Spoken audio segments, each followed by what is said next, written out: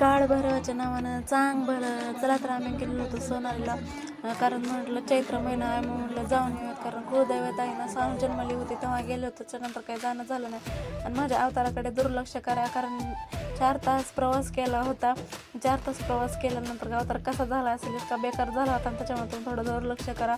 तर तिथे गेल्यानंतर इतकं छान वाटत होतं ना, गर्दी तर इतकी होती, कारण चैत्र महिना म्हटल्यावर तर गर्दी तर राहणार झाली. इरी गेलं तर तिथे एक माणूस दिसणार नाही. आणि सानूच्या चित्रानं पण इतकं छान हे केलं होतं ना, म्हणजे त्रास वगैरे काहीच दिला नाही. त्याने दोघे पण एन्जॉय करत होत्या. मग म्हटलं चला तुम्ही पण लाईनीमध्ये थांबा चला, कारण 1-1.5 तास लागलेला होता दर्शनासाठी गर्दी असल्यामुळं. मग दर्शन वगैरे झालं. मग म्हटलं चला थोडं थंड वगैरे काय तर थोडंफार घ्यात.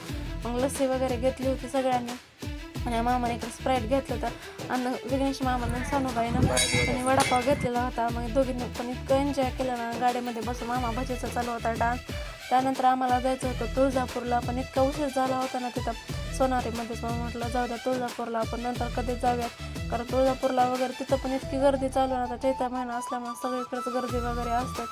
मग म्हटलं तुळजापूरचा प्लॅन कॅन्सल केला. त्यानंतर निघालं होतं लातूरला.